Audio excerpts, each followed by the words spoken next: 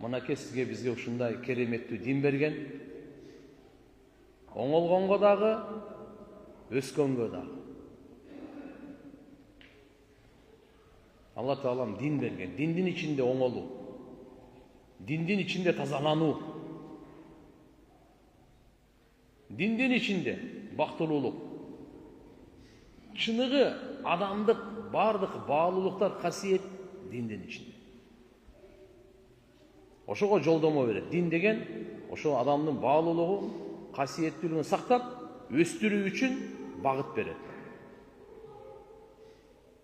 Алланын дини ошого. Ошого чакырат. Каерде айвандыкка, шайтандыкка, жырткычтыкка жол болсо, ошол жерден токтотот, катуу тыят. Дин мынакей.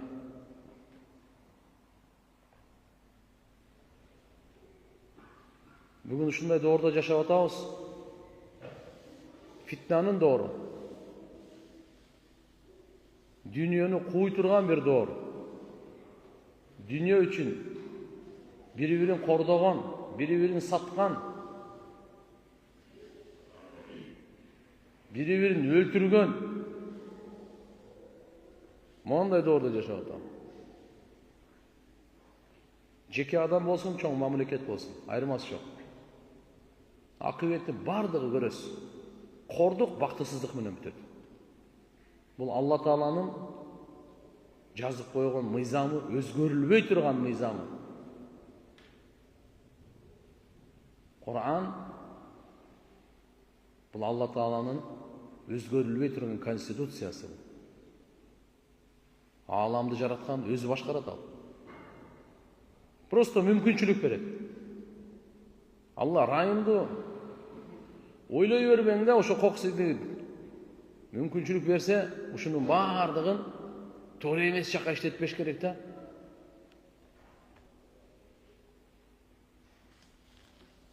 Ошон үчүн туугандар, бүгүн келиңиздер, ыйманыбызды ойлойлу, амалыбызды ойлойлу, ахиретибизди ойлойлу. Буну биз бирибизге эстетпесек, ким эстетет? Ким айтат аны? Пайгамбарыбыз эстетип, айтып кетти. Сахабалары эстетип, айтып кетти. 14 кылымдан кийин биз келип калдык. Замандаш болуп. Биз бирибизге жөлөк болбосок, бирибизге мээримдүү болбосок, бирибизге жакшылык каалабасак, анда кандай ыйланат? Ошон үчүн алхамдулилля, бир жагынан Аллага шүгүр, ушул доордо дагы Алла мечитке келгенге товфик берди. Ушул доордо дагы намаз окуганга, алхамдулилля, ушул доордо дагы жакшы амалдарды кылганга, жаман, арам, күнөө, абирсиз, бузукулуктан сактанганга Алла Таалам жардам берди. Бул биздин кыйындыгыбыздан эмес. Сабак отурганга, илимге отурганга, Кур'анды укканга, хадис укканга, түшүнгөнгө Алла Таалам товфик берди. Өтө Алланын улуу белеги. Кадырлоочу дайыма Алланын алдында кадыры бар. Шүгүрсүз эч качан казаны кайнабайт. Шүгүрсүз канча Алла байлык берсин, жүрөгү тынчыбайт. Ач көз ошол бойдон дүйнөдөн өтөт. Аллахым баарыбызды сактасын. Ошон үчүн эч качан биз бааны байлыкка, дүйнөгө, акчага койбойлу. Алла Таалам байлык берсе, машалла, кутурсун деп берген жок, жакшы билейли. Шүгүр кылсын деп берди. Алла байлыкты, мансапты, бийликти шүгүр кылсын деп берет. Жакшылыкка чакырабы, чакырбайбы, адилеттүүлүктү орнотпойбу? Ошон үчүн Алла бийлик берет. Ошон үчүн мансап берет. Ошон үчүн күч кубат берет. Өкүмдарлык берет. Зулумдук кылсын деп, жамандык кылсын деп, кутурсун деп, Шайтандасын деп бербейт Алла Таала. Кимге канча байлык берген болсо, Алла берди. Пайгамбарыбыз бизге кереметтүү дуасы менен үйрөткөн. Кечкирди дуа айтабыз. Аллахумма ма амса би мин ни'матин ау би ахадин мин халқик фаминка вахдака ла шарика лака лакал хамду ва лака шукур. Я Аллах, ушу кечке жеткирдиң. Ма амса би мин ни'матин. Кандай неамат менен мен ушул кечке кирсем, ау би ахадин мин халқик. Же болбосо сенин мактуктарыңдан ким гана болбосун ошо кечкеге кайсы неамат менен кирсе, фаминка вахдака ла шарика лак. Жалгыз сенден гана ушул неамат берилди. Сиз мени көрүп, өзүңүздү көрүп, башкаларды көрүп, кайсы неаматты көрсөңүз, сразу айттыңыз. Бунуку эмес, Алланыкы деңиз. Алла берди муну. Мен өзүмдү көрөйүн. Бүгүн өмүрдү Алла берди. Бүгүн ден соолук, акылды Алла берди. Бүгүн ырыскыны Алла берди. Кандай гана неамат берсе Алла берди. Будан эмне кандай неаматты көрсөңүз, Алла берди деңиз баарына. Пайгамбарыбыз үйрөтүп атат. Я Алла, жалгыз сенден гана. Фаминка вахдака ла шарика ла. Кара сөздү. Сенден гана, жалгыз, шериги жок. Алла Таала неамат мун'ин, неамат ээси, неаматтарды жараткан өзү, тартуулоочу өзү. Алла берет неаматтарды. Башка эч кимден келбейт. Башка эч жактан келбейт. Кур'ан Алла Таала айтып койгон. Ва ма бикум мин ни'матин фамин Аллах. Силерде кандай гана неамат болбосун, ал Алладан гана деп Кур'ан өзү айткан. Сизде кандай неаматыңыз бар? Кандай жакшылык берди Алла Таала сизге? Шекеден. Чач сиздики эмес, баш сиздики эмес, каш сиздики эмес, көз кирпигиңиз сиздики эмес, жүрөк сиздики эмес.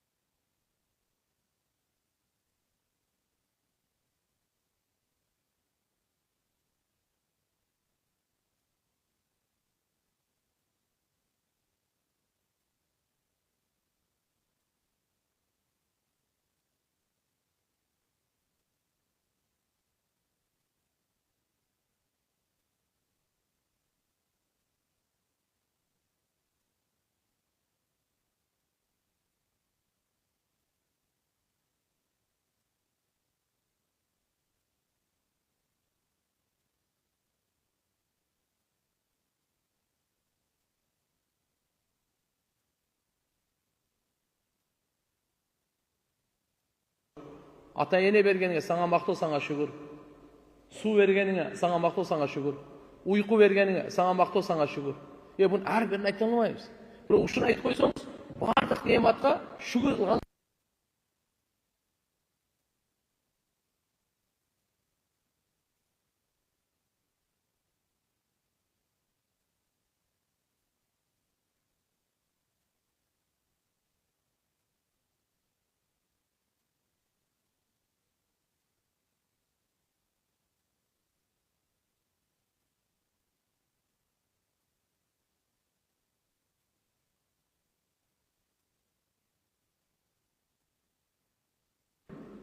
Караңыз.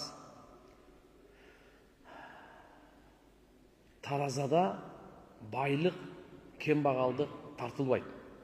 Шүгүр менен сабыр тартылат. Яхья ибн Муаз рахматулла алейх улуу алым болгон. 11 кыл мурда. Ошо киши айткан.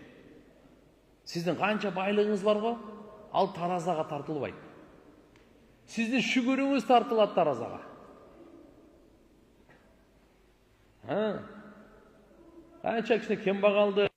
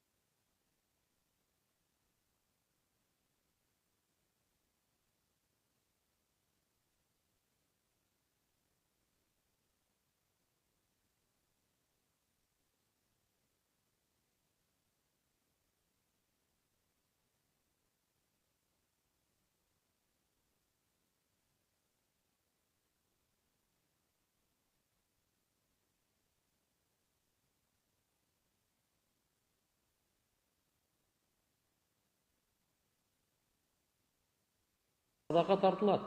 Sabırdılığınız, geçirimdiliğiniz, bardıq amalınız tartıladi. Jegen içkeningizden başlap uktağanга чейин бар. Таразага тартылат. Ал бар нерсе.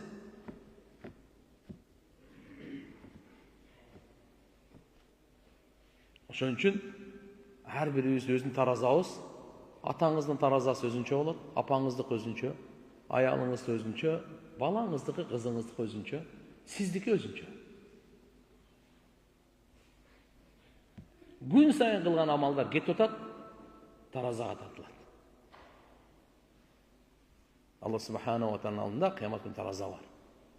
Амалдардын таразасы, намазыңыздын таразасы өзүнчө, садака, зекет өзүнчө, орозо, Куран окуу, кулк мүнөз өзүнчө, ажылык, умраңыз болобу, тазалыгыңыз, пакизалыгыңызбы, такыбалыгыңыз, сабырдуулугуңуз, кандай ар бир амалдын таразасы өзүнчө. Ар бир адамдын таразасы өзүнчө. Ушундай күн келатат башыбызга. Ошондой күнгө жакындап баратабыз күн сайын. Күн сайын жакындап баратабыз. Дуа да кылайлы, аракет да кылайлы. Ошон үчүн Алла субханаху ва таала сизге бизге бир жакшы ийгиликтерди берсе, шүгүр менен кичине кыйынчылык азма иш жүрүшпөй атса, жалат болбоң. Сиз иманда, амалда эле болсоңуз, эгерде ишиңиз жүрүшпөй атса, вообще кыжалат болбоң. Алла Таала сизди жаман көргөнүнөн азыр жолуңузду же ырыскыңызды кичине бир аз тартып койгон жери жок. Алла Тааланын алдында ырыскынын кеми жок. Бул Алланын данышмандуулугу. Алла Таала көп нерсени берейин дейт. Андан жакшы нерсе берейин дейт. Өзүнү көбүрөөк жакындатайын дейт. Ошон үчүн бекем ишеним менен дуаңызды токтотпоңуз. Бекем ишеним менен шектенбеңиз. Дуада шек болсо өлдү да дуа. Дуаны муздалат да, өлгөнү, көмүлгөнү ошол да. Дуада шек болдубу? Өлдү. Дуада якын болуш керек. 100гө 100 ишеним болуш керек. Шайтан келет сөзсүз. Дуа кылдың, кабыл болгон жокпу? Шайтан келет да, шайтан өзүнүн ишин кылат ал. Ал өзүнүн ишин кыла берет, биз пайгамбарыбызды угуп өзүбүздүн ишибизди кыла беребиз. Шайтан үмүтсүздүккө чакырат. Үмүтсүздүк биздин динибизде жок нерсе. Бул шайтанда. Биздин динибизде үмүт. Кандай гана болуп кетпесин, Алладан үмүт. Алладан үмүт. Ошого пайгамбарыбыз шайтандын азгырыгын талкалаш үчүн, шайтандын азгырыгынан сизди бизди куткарыш үчүн Өзü kelgen. Uşu meselede sizdin tileğiniz boyunca, duanız boyunca, patağınız boyunca özü Allah Taala duaga qarap mesele çeşet. Şeytan da Allah subhanahu Peygamber sallallahu aleyhi ve sellem şu azgırını talqılaştı ne dedi? Dua kılganda üçönün birisi taş ne olur dedi. Üçönün birisi taş ne olur. Dua kıldınız mı? Жараткан Allah Taala berip koyot sizge. Soraganыңызды эле берет. Кээде сураганыңызды бербейт. Бирок ошо дуанын берекесинен башыңызга келе турган бале, сыноо, кырсыктарды жок кылат. Демек сиз дуа кылганда болбой атса, спокойный болуң. Алла Таала ошо дуа менен башыма келе турган Алла Таала балени жок кылып атат деп. Канчалык көп дуа кылдыңыз, кабыл болгон жокпу? Бекем ишенип коюң. Ошончо балени башыңыздан кетирди Алла Таала. Бекем ишенип. Пайгамбарыбыздын сөзүнө. Канчалык көп дуа кылдыңыз? 1 жылдан бери дуа кылып жүрөсүз. Ошо ишиңиз ишке ашпай атабы? Бекем ишениңиз. Ошончо көп балени башыңыздан кетирди Алла Таала. Üçüncüsü, жараткан Allah subhanahu wa ta'ala duаңызды кыямат күнгө сактап коет экен да. Кыямат күнү Алла Таала чакырып пендени ниеттен баштайт, белекти бергенин. Сыйлыктарды сооп, мартаба, даражаларды бергенде ниеттен баштайт Алла Таала. Амалдарыңызга берет. Анан сиз кылбаган амалдарга берет. Бул амалдарды кылган жок элем го, бу кайсы? Сен дуа кылып ат. Сыйдык.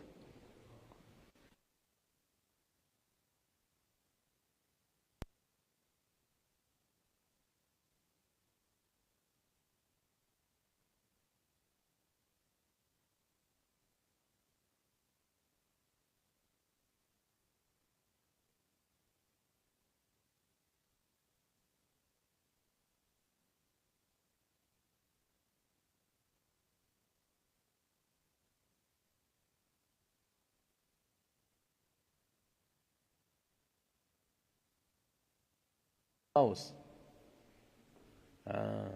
үчүн Кур'ан үйрөтөт шашпагыла дейт. Пайгамбарыбыз үйрөтөт Алланы шаштырбагыла дейт. Дуада Алланы не кылбагыла? Шаштырбагыла дейт. Пайгамбарыбыз чечмелеп берген. Алланы шаштыруунун мааниси кандай? Алланы шаштыруунун мааниси мындай экен. Дуа кылып атам, кабыл болбой атат го.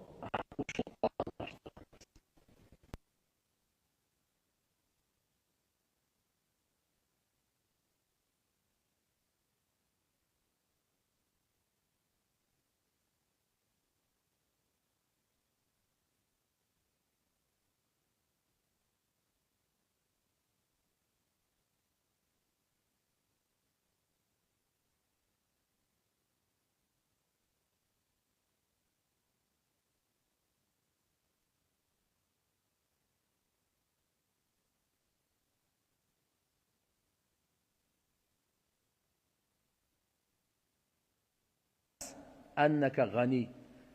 Adamlar ойлоп калсын.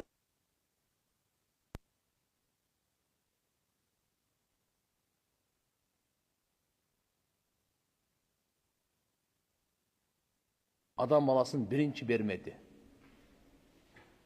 Бул бермет бул. Жауһар бул. Кембагалын ар кимге айта бербе. Даже риваяттарда келет. Ким ачка калса айтпасын эч кимге. Эгерде 3 күн эч кимге айтпай эле сабыр кылып койсо, жеген эчтекеси жок бечара, өлүп калбайт. Алла 1 жылдык адал рызкын чечим чыгара берет бага. Канча? 1 жылдык. Болгондо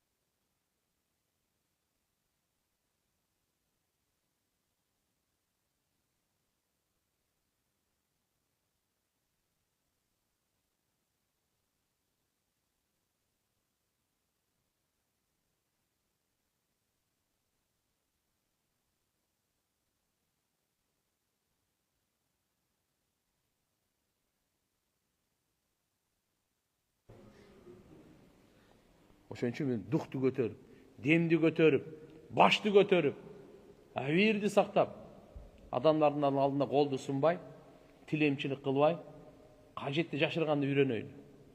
Мына ал жерде айтып аткан жөнөкөй сөз эмес. Сахабалардын, табийиндердин кажеттерин жашырышат эле. Айтпайт эле. Үйүндө эчтеке жок дебесин деп, жөн от жагып коет эле, моорудан түтүн чыгып атат. Булардын үйүндө дагы казан кайнап аткан турбайбы? Самамда эчтеке жок. Сиз бизчи бардыгы болсо деле ошо тилемчилик болуп алган үчүн ырыскыда береке жок. Тапканыбыз токтобойт. Тапканыбызда каниет жок. Жүрөгүбүз дагы эле ач көз, ач. Билип коюң, bunday жүрөк же өлгөнгө чейин тойбойт. Өлгөнгө чейин тойбойт. Ачка ойдон өлөт. Карыныңыз ачка боло берсин, жүрөк ток бойдон өлөйлү. Жүрөгүбүз ток бойдон өлсүн. Ашказаныбыз тола болуп, жүрөк ачка болуп өлбөйлү. Ашказаныбыз толтура.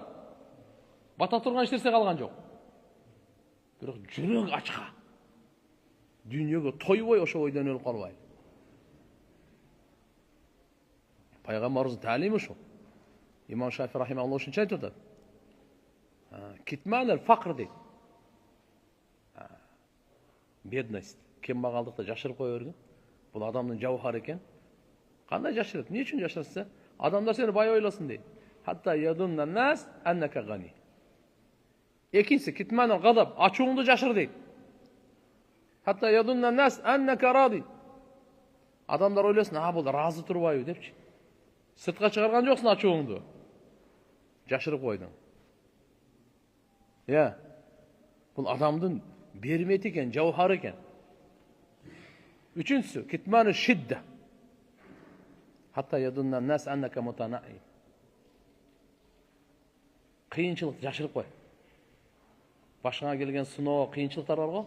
Айта бербе, ар кимге айта бербе. Аллага айт. Пендеге айтпай эле кой. Адамдар ойлосын дейт. Бул жыргап жашап атат депчи. Какой там жыргап? Бирок ойлой берсин алар ошого. Алар ошондой ойдо болсун адамдар. Адамдар ойлосун сиздичи бай деп. Адамдар ойлосун сизди жыргап атат рахатта деп. Адамдар ойлосун сизди бул разы деп. Так сиз кембагалдыкта жашыргансыз, ачууңузда жашыргансыз, кыйынчылыкта жашыргансыз азаматсыз мына. Адамдын көзүнө койсоң жаман. Көз тиет. Адамдын сөзүнө койсоң жаман. Сөз өлтүрөт.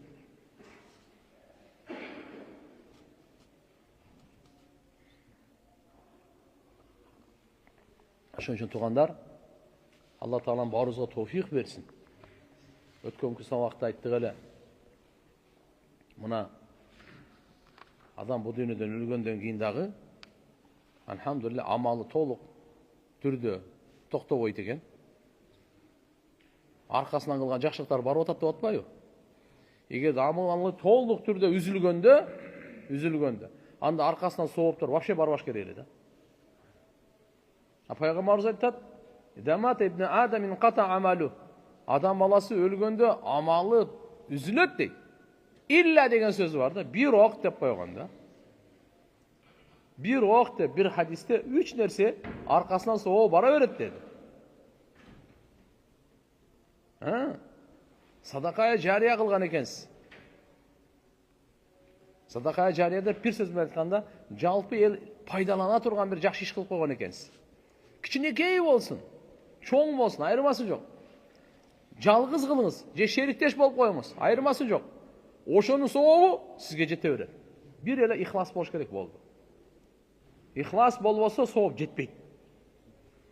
Адам көрсүн үчүн кылып койсоңуз, адамдар мактасын, айтсын деп, анда сооп жетпейт анда. Алла үчүн кылган болсоңуз, ошол сиздин кайрымдуулугуңуздан, жалпы элге пайдалуу иш жасаганыңыздан сообу сизге тие берет. Биз күн сайын ушу ниетте жашайлы. Мен адамдарга пайдалуу нерсени жасайын, өлгөнүмдөн кийин сообу мага жетип турат деген ниетти унутпайлы. Ошондо ихлас пайда болот экен бизде. Адамды мактаганын кереги жок. Адам канча мактайт. Адамды мактоосуна ишенбең.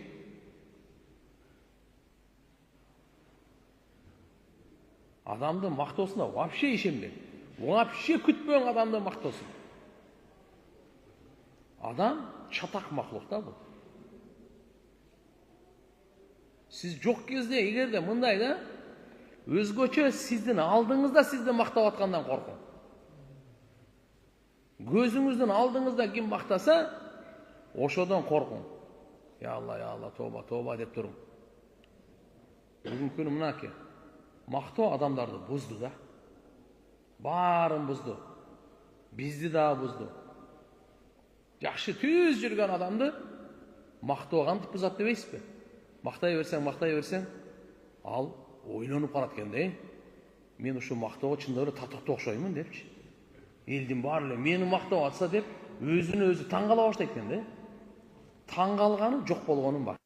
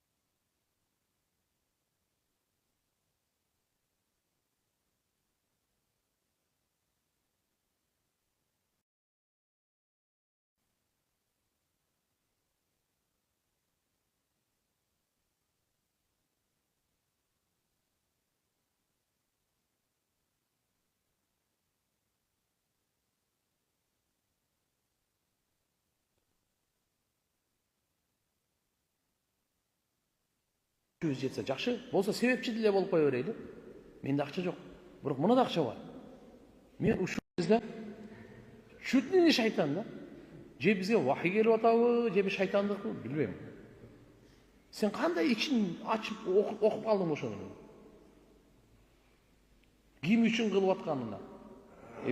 Мен өзүмдү жемелейин, өзүмдү жаман күмөнсүрөйүн, башкага жаман күмөнсүрөбөй эле кой. Буну пайгамбарыбыз тыйган. Башкаларга жакшы күмөн, жаман күмөнгө өзүңдү танда деген. Зунну бил муъминина хайра. Момундар тууралуу жакшы күмөндө бол. Иттахиму анфусакум. Эгерде жала жапкың келсе, жаман күмөн кылгың келсе, өзүңдү танда. Мына тарбия. Мына тазалык. Биз азыр ичибиз бардыгы болгонду. Только бирибизге жаман ойдо жашайбыз. Только өзүмчүл, өзүн сүйүү, өзүнү кыйын, башканы төмөн, башкага ыра көрбөйт, мына менен кетип атабыз. Бул дин, пайгамбарыбыз Мухаммад алейхиссалам алып келген дин тарбиясы каякта бул? Кана биздин маданият, кана биздин тарбия, кана биздин адеп, кана биздин кулк мүнөз. Пайгамбарыбыз ушу кулк мүнөзгө үйрөтүп кеттиби бизди? Бизге ушуну таштап кеттиби? Пайгамбарыбыздын айтканын кылганга биз азыр аракет кылсакчы, мусулман эместер бардыгы бизге шилекей коюлат. Биздин жашообузду көрүп, өздөрүнүн жаралганына арманда болуп кетет. Ай жаралбай эле койбоппуз деп. Же иманга келет, же башкасы болот. Пайгамбарыбыздын айтканына келейли мусулмандар, туугандар, келейли. Бирибизди чакырайлы. Садака жария деп мына. Жакшы иш кылганга себепчи боло берейли. Мен баягы айтып коеюн. Siz bir жакшы иш кылды, тилиңизден жакшы сөз айтып коюң, садаканын соогун аласыз. Бир. Экинчи, ошол кылган иштин соогун алгыңыз келсе, аны көзү жогунда мактаңыз. Не кылыңыз, көзү жогунда дегени, ал жок учурда мактаңыз дагы. Экинчиси, ага дуа кылыңыз. Ошондо ошо кылган соопту, тапкан сооп сизге да Алла Таалам берет. Мына. Ал канча кишиге тамак берди, канча бечарага тамак берди, канча бечарага үй салып берди, жана башка. Демек, экинчиси кайсы амал дебейсизби? Адам өлгөндөн кийин толук амалы айтып атабыз үзүлбөйт экен. Биздин сабагыбыз ушундай. Эгерде толук үзүлгөндө анда аркасынан сооп барбаш керек эле. Демек, какой-то мере амал кылгандыгы өзүнүкү үзүлдү. Бирок бул жактан да бир жакшы амалдарды кылып койгон экен. Мына ошолордун амалдары токтоп калбастан ага барып атат. Кандай дебейсизби? Экинчиси, мынакей валадун салих ядулаху, имандуу перзент тарбиялап кеткен экен азамат. Имандуу уул, имандуу кыздарды тарбиялап кеткен экен. Bunun giyim geçesinde kursağında oylana örmey, ahiretini oylap, ibadatını oylap. Biz bugün bala çakaların tölükü giyim geçi tamağaşını oylap aldık da. Giyim geçi tamağaş, jönüne zarılçılığı. Buğa biz imandı ürettik mi? Allah'ını estettik mi? Zikir, namaz, taharat, Kur'an, sünnet, hukuk, günöden saqtanganга kaysı günö, kaysı aram. Biz kaçan aytабыз. Эгерде иманды, валадун салих дейт, иманды перзент таштап кетсе, Аллах, уттуң да, тиякта жыргап жата бересиң. Иманды балаң канча жакшы иш кылса, бардыгын соогу сага дей берет. Иманды бала атасын эч качан унутпайт. İmandı bala apasını hiç kaçan unutmaydı. Hiç kaçan unutmaydı. Duasında her bir namazdan keyin dua kılar. Adamlar o ölgönden keyin boldu. O bir yılda bir ölgön günün esnep koyuşu mümkün. Tuğulan günün esnep koyuşu mümkün bir kança. İmandı adam bir günde 5 yolu dua kılıp esnep durat. Mına İslam. Ne degen keremet bu? Bir günde 5 yolu sizge dua kılıp atsa, bir günde 5 yolu en az degeni bu. Soğuptordu jetkirip atsa. Na imandı bala. Üçüncüsü, ilmi yuntafabi. Paydalı ilim taştap keteyli. Adam paydalana turgan ilim. Misali men kişine bir saatte sabak kıldık. Az-maz şu bir saatin bir 10 minutun bir ilimdi az-maz alıp kaldık dağı. Bol aytayım. Cahil tayım. El paydalansın. Bardına jetkireydi. Adına bir saatla jakın oturup koyduk. Kança söz uqtu. Cahil tayım. Aytayım. Tokto baylığına çilenme çıkbuğa bu. İman ne olmadı? Beyiş var ekene, tozok var ekene. Ya aramdan saktanayın, toktotayın aramdan. Kıskasamdaki kança soğaklar var, dini sözlerde cahil taydı. Oşa kança adamga cahilsanız, oşunca soğumaz. Al kançaga cahilsa, oşunca soğup, sizge daha geliyor. Mana.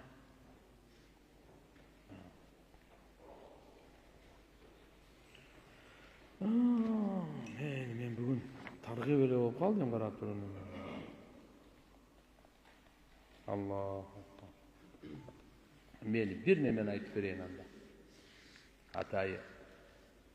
Sabit Bunani rahmatullahi aleyh degen kişi oldu. Tabiinlerden.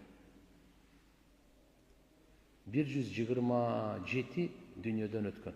Abu Hanifa'dan murda ötken.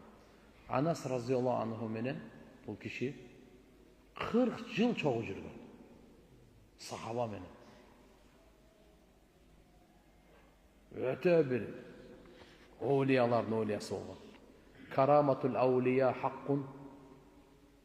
Awliyalardan keremeti, караматы хак, акыйкат. Биздин акыйдабыз ушундай. Ошон үчүн бир окуя айтып берейин. Абу Нуайм өзүнүн иснады менен риваят кылат. Ясар ибн Хубайш, ал атасынан Хубайштан айтат: "Валлази ла илаха иллаху". Бир Алладан башка сыйынганга ылайыктуу зат жок, ошого ант ичип айтам. Адхалту Сабитан аль-Бунанiyya фи лахтихи. Сабит Бунани дүйнөдөн өткөндө кабырга мен койдум дейт. Кабырга мен койдум дейт. Ва ма'i Хумейд ва раджулун койду. Хумейд деген да киши бар эле, да бирөө бар эле дейт. Анын атын атап алыптыр. Үчөөбүз коюп атабыз дейт. Фаламма саввайна алейхим лабин. Биз кышты жакшынакай кылып туруп жапканда, оозун жапканда, сакатат лабина, бир кыш түшүп кетти дейт. Фаида бихи юсалли фи кабрихи, кыш түшүп кеткенде мындай карасаң туруп намаз окуп атат дейт. Не кылып атат дейт? Кабырга коюшкан бул. Аллага касам ичип, ант ичип айтып атат. Мен кирип койгонмун деп. Жанында Хумейд жабыр киши бар, үчөөбүз коюп кирпичти коюп аткандан кийин түшүп кетти да бирөө. Мынтип карасам эле намаз окуп атат дейт. Факулту лиллази ма'i ала тараху. Мен жанымдагы айттым дейт. Көрүп атасыңбы? Карап атасыңбы дейт. Факала ускут, ал айтты дейт. Унчукпа дейт. Фанамма савайна ва фарагна атайна ибнатаху. Биз көмдүк, бошогондон кийин, көмгөндөн кийин, топурак таштагандан кийин келдик. Үйүнө келсе кызы бар экен. Факулна лаха, кызына айттык дейт. Макана амалу Сабит. Сабиттин амалы кандай эле өзү деп сурадык дейт кызына. Калат ва ма раайтум. Не болду силерге? Не көрдүңөр? Тынчылыкпы? Десе, фа ахбарнаха, биз кабарын бердик. Кабырга коюп атканыбызда, кыштарды коюп аттык эле, бир кыш түшүп кетип, мынтип карасак намаз окуп аткан экен ичинде дейт. Кабарын бердик дейт. Фа калат, ошондо кызы айтты. Кана якумул лейл 50 сана. Атам 50 жыл тахажжуд окуду дейт. Канча? 50 жыл тахажжуд окуду дейт. Жашоосун мынаны жашады деп айтсак болот. Ушул ахиреттин куруп кетти, кабырын куруп кетти, жашоосун куруп кетти деп айтсак болот. Не дейт? Файда кана сахар кала фи дуаихи. 50 жыл тахажжуд окуп, саарлык учур келгенде, биз Рамазан айында саарлыкты азандан айтылганда мурда жейбизби же кийинби? Мурда. Демек, акыркы тахажжудтун убагын саарлык деп коет. Баамдат убакысы келди. Качан саарлык учурунда дуа кылат дейт, мынтетле дейт. Аллахумма ин кунта атайта ахадан ас-сала фи кабрихи. Фаатиниха. Я Аллах, эгер сен бирөөгө, пенделериңден бир адамга, бирөөгө кабырда намаз окуганга мүмкүнчүлүк берсең, мага берчи ошону деп сурады дейт. Ушинтип сурайт экен да күн сайын. Ар түрлүү саарлыкта ушуну сурайт экен. Не дейт экен? Аллахумма ин кунта атайта ахадан ас-сала фи кабрихи. Я Аллах, эгер сен бирөөгө бере турган болсоң намазды кабырында, мындайча айтканда, юсалли лака фи кабрихи. Сен үчүн кабырда намаз окуй турган, ушундайды бере турган болсоң, фаатиниха, мага бер ошону деди да. Ушинтип дуа кылчу экен. Қалат ибнатуху. Ушуну айтып туруп, анан аял кызы айтты. Көмүп келгендергечи. Фама кана Аллаху лирадда залика дуа. Алла Таала атамдын дуасын кайтарган эмес турбайбы? Кабыл кылтыр да дептир да. Атамдын дуасын Алла кайтарып аптыр. Атамдын дуасын Алла кабыл кылган экен да деп кызы айткан экен. Мынакей. Аллах акбар. 50 жыл деген эмне деген? Жараткан Алла субханаху ва таала барыбызга товфик берсин. Амал кылганга, көбүрөөк намаз окуганга, жакшылык менен алектенгенге Аллахым барыбызга жардам берсин. Амин.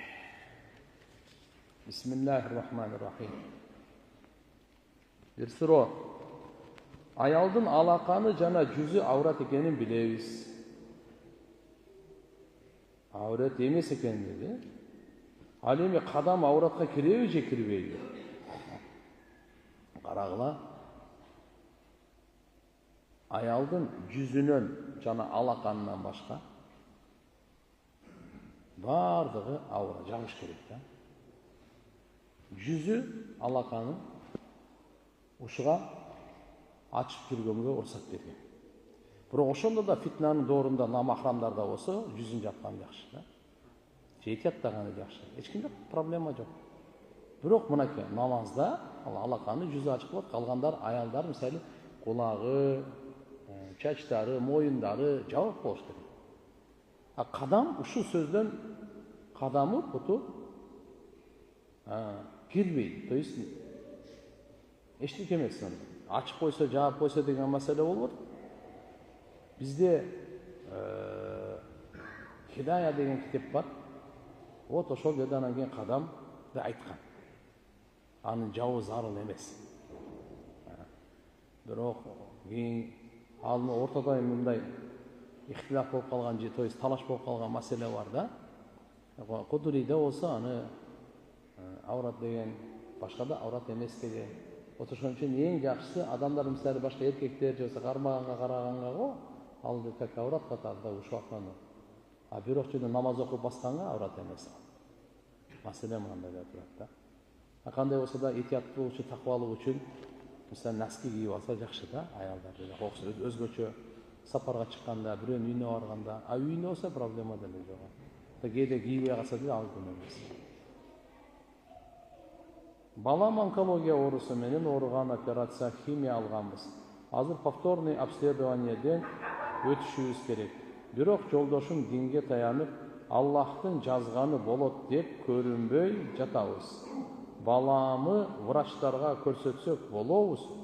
Сөзсүз. Же Аллахтын жазганын көрөбүзбү? Туугандар, баланы врачка көрсөткүлө дагы андан кийин Алланын жазганын көргүлө. Ага чейин эле эмес. Мындай да. Кандай Алланын жазганы болот деп көрүнбөй отура берген ал болбойт да. Алланын жазганы болот деп тамак жебей отура берем да. Кандай? Жок, ошо себептерди тандаш керек. Себептерди кылыш керек. Ошол учурда дагы себепке таянбай, Аллага таянып, Аллага тапшырыш керек. Бирок көрсөткүлө муну. Жолдошум коркуп жатат, окшойт. Кайра